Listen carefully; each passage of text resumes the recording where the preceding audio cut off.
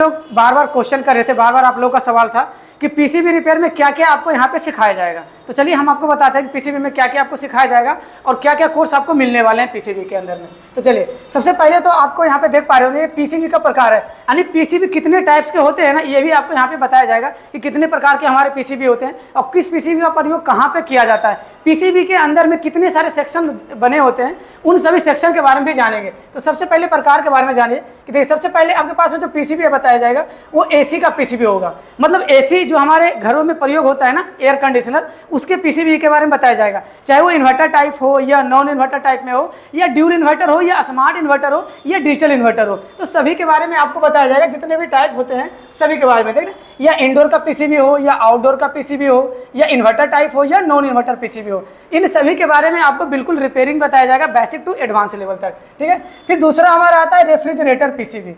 Refrigerator का है तो फ्रिज का पीसीबी, यानी फ्रिज में जो पीसीबी प्रयोग करते हैं ना, उस पीसीबी के बारे में बताया जाएगा। उसमें आपका ऑल टाइप मिलेगा, चाहे वो सिंगल डोर का फ्रिज हो या डबल डोर का फ्रिज हो या इन्वर्टर टाइप फ्रिज हो या side by side door non inverter का फ्रिज हो, ठीक है, चाहे किसी भी टाइप्स का फ्रिज हो ना, सभी प्रकार के फ्रिज के पीसीबी के रिपेयर के बारे में बताया जाएगा। ठीक है, उसमें कितने पीसीबी लगते हैं, सिंगल डोर में क्या होता है, डबल डोर में कौन सा पीसीबी लगेगा, इन्वर्टर टाइप में क्या अलग होता है, साइड बाय साइड डोर में क्या अलग होता है, ये सारी चीज़ें बिल्कुल भी प्रैक्टिकल आपको सिखाया जाएगा। ठीक है, उसके बाद आपका जो अगला पीसीबी आएगा वो आएगा वॉशिंग मशीन का पीसीबी। ठीक है, यानी जितने भी पीसीबी होते हैं ना, सभी के बारे में बताया जाएगा। तो हमारा वॉशिंग मशीन का पीसीबी भी आएगा। वॉशिंग मशीन में जितने भी प्रकार के वॉशिंग मशीन होते हैं, चाहे आपका सेमी ऑटोमेटिक में लगा हुआ पीसीबी हो या फुल्ली ऑटोमेटिक में लगा हुआ पीसीबी हो या फ्रंट लोड का वॉशिंग मशीन हो या इन्वर्टर टाइप हो या नॉन इन्वर्टर टाइप हो या टॉप लोड वॉशिंग मशीन हो, ठीक है, तो जितने भी प्रकार के वॉशिंग मशीन होते हैं, उन सभी प्रकार के वॉशिंग मशीन में से जितने भी पीसीबी आते हैं सभी के बारे में बिल्कुल डिटेल से बताया जाएगा। ठीक है,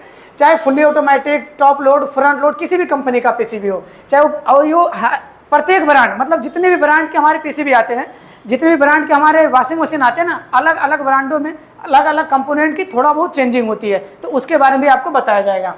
आगे आपका आरओ पीसीबी रिपेयरिंग, मतलब आरओ जो हमारा वाटर प्यूरिफायर होता है ना, उसके अंदर लगने वाले पीसीबी के रिपेयर के बारे में बताया जाएगा। उसके अंदर क्या क्या आएगा समझ लीजिए थोड़ा। देखिए, आरओ कंट्रोलर पीसीबी होता है, मतलब आरओ जो हमारे सिस्टम को कंट्रोल करेगा, रिवर्स और ऑस्मोसिस सिस्टम को जो कंट्रोल करेगा ना, उसके पीसीबी के बारे में भी बताया जाएगा। एसएमपीएस यानी कि पावर सप्लाई, उसमें पीसीबी के जगह पे किसी किसी बोर्ड में क्या होता है, एसएमपीएस लगा होता है। एसएमपीएस का पूरा नाम होता है switch mode power supply.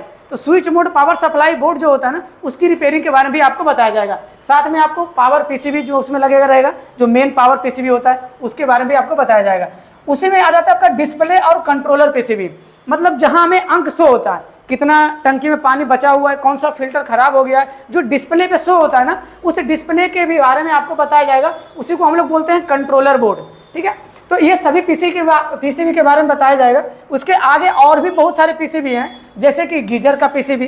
Geyser का है तो जो पानी गर्म करने वाला हमारा गीजर होता है ना, तो गीजर के पीसीबी के बारे में भी आपको बताया जाएगा। उसके अंदर ऑल टाइप, चाहे वो डिजिटल गीजर हो या टेम्परेचर कंट्रोल करने वाला गीजर हो या फिर डिस्प्ले वाला गीजर हो, ठीक है, सभी गीजर के बारे में बताया जाएगा। प्लस में पीसीबी रिपेयरिंग के बारे में भी बताया जाएगा आपको। ठीक है, आगे आपको आए माइक्रो ओवन, यानी माइक्रो ओवन पीसीबी, जो हम लोग खाना गर्म करने या कहे आप पिज्जा बनाने के लिए जिसका हम लोग प्रयोग करते हैं ना, उसके अंदर लगने वाला मेन पीसीबी हो या डिस्प्ले वाला पीसीबी हो या पावर सेक्शन हो या फिर रिले वाला पीसीबी हो, सभी के बारे में आपको बिल्कुल बारीकी से बताया जाएगा। सभी सेक्शन के बारे में अलग अलग, पावर सेक्शन अलग होता है, आईपीएम सेक्शन अलग होता है, डिस्प्ले का सेक्शन आपका अलग होता है, तो सभी सेक्शन के बारे में स्टेप बाय स्टेप आपको बताया जाएगा। आगे है आपका कूलर पीसीबी। एक कूलर पीसीबी का मतलब है कि जो हमारे छोटे छोटे, जैसे हमारे बीएलडीसी मोटर में लगने वाला पीसीबी हो गया हो या रिमोट कंट्रोल के साथ में जो हमारा कनेक्शन आता है उसके साथ हो गया हो, या छोटे कंट्रोलर बोर्ड, जैसे हमारे छोटे छोटे कूलर के साथ भी हमारे पीसीबी लगे होते हैं, उसके बारे में भी आपको बताया जाएगा। बीएलडीसी तो ये आपको एसी में भी कवर हो जाएगा, क्योंकि एसी के में भी अब जो है बीएलडीसी मोटर आने लगा है, तो बीएलडीसी मोटर की चेकिंग, उसके पीसीबी की रिपेयरिंग, ये सारी चीज़ें आपको बताई जाएगी। ठीक है, तो अगला प्रोसेस है आपका kitchen chimney PCB. Kitchen chimney PCB मतलब जो हमारे घरों में किचन में जो लगा होता है ना, किचन चिमनी के अंदर जो पीसीबी लगा होता है, उस पीसीबी रिपेयरिंग के बारे में आपको बताया जाएगा। उसके अंदर क्या क्या बोर्ड होते हैं, जैसे कि कंट्रोलर बोर्ड, टच पैनल होता है, फिर मोटर कंट्रोलर पैनल होता है। टच पैनल समझ रहे हैं ना, जैसे हम लोग चिमनी को चालू करना होता है, सिर्फ फिंगर दिखाते हैं वो चालू हो जाता है। फिर एक होता है बटन को टच करते हैं तो वो चालू हो जाता है। तो दोनों पीसीबी के बारे में सिखाया जाएगा। जो कि हम हाथ से स्लाइड करते हैं बिना टच किए तो उसमें भी ऑन हो जाएगा। फिर हाथ स्लाइड करेंगे तो चिमनी हमारा ऑफ हो जाएगा। तो वो भी पीसीबी के बारे में बताया जाएगा कि वो कैसे काम करता है, किस सेंसर पे काम करता है, किस बेसिस पे काम करता है, ये सारी चीज़ें आपको सिखाया जाएगा। ठीक है, इसके अंदर बहुत सारे कंपोनेंट आते हैं। इसके अलावा और भी बहुत सारे पीसीबी हैं, जैसे कि वाटर कूलर, डीप फ्रीजर का पीसीबी। आगे आपका हो गया एडवांस पीसीबी।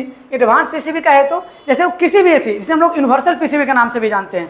ठीक है, यूनिवर्सल पीसीबी जो कि किसी भी कंपनी का एसी हो उसके साथ आप लगा सकते हैं, वो हमारा एडवांस में आ जाता है। उसी के साथ साथ यूनिवर्सल हो, एडवांस टेक्नोलॉजी हो, उसके बारे में बताया जाएगा। जैसे कि आपका एसएमपीएस मोड वाला इन्वर्टर पीसीबी, बीएलडीसी मोटर वाला, PFC circuit board, PFC section हमारा होता है, उसके बारे में बताया जाएगा।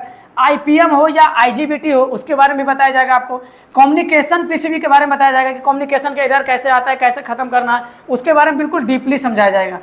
फिर आगे आपका आएगा डिस्प्ले कंट्रोलर पीसीबी, यानी डिस्प्ले को कैसे कंट्रोल करते हैं, क्योंकि प्रत्येक एसी में 2 पीसीबी तो कंपलसरी है, चाहे वो आपका इन्वर्टर हो या नॉन इन्वर्टर हो। अगर आपका नॉन इन्वर्टर भी है ना एसी, तो उसके साथ में 2 पीसीबी लगता है। एक हमारा मेन पीसीबी होता है कंट्रोलर बोर्ड, एक हमारा डिस्प्ले वाला होता है जहाँ की डिजिट में अंक शो होती है। ठीक है, तो 2 पीसीबी लगता है। इसके साथ साथ में आपको और बहुत सारे कंपोनेंट की चेकिंग मिलेगी। जैसे कि पीसीबी की रिपेयरिंग में आप क्या सीखेंगे, थोड़ा सा समझ लीजिए शॉर्ट में।